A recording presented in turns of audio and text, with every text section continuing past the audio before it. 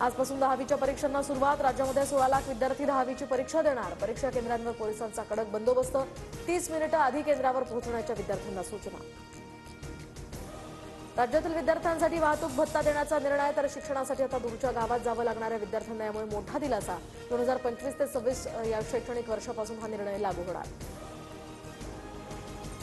छत्रपती संभाजीनगरमध्ये शिवजयंतीच्या मिरवणुकीमध्ये गुंड बिश्नोईचे photo झळकले। बिश्नोईचे photo झळकवणाऱ्या तरुणाला पोलिसांकडून अटक। विशाल पवार असं अटक केलेल्या तरुणाचं नाव।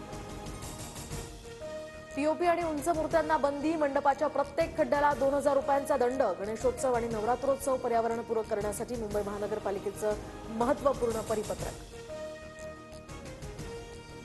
मुंबईतील उन्हाच्या तीव्रतेत वाढ, तर पारा 37 अंशांच्या विक्रमी पातळीवर। येत्या काही दिवसातच रात्रीचा गारवा सुद्धा कमी होणार।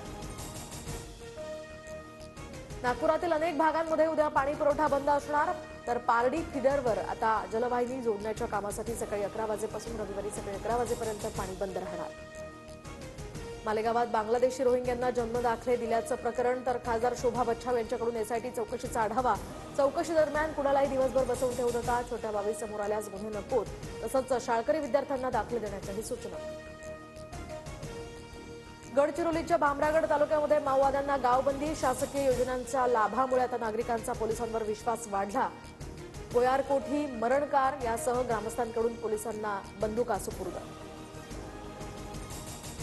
शाळांना चुकीच्या पद्धतीने अल्पसंख्याक दर्जा देणाऱ्या शैक्षणिक संस्थांना सरकारचा दणका। नव्यानं अर्ज प्रमाणपत्र सादर करण्याचे आदेश।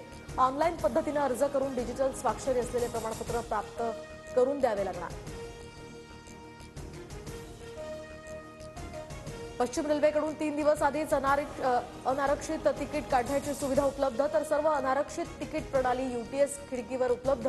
शेवटच्या क्षणी प्रवाशांची होणारी गैरसोय टाळण्यासाठी हा निर्णय।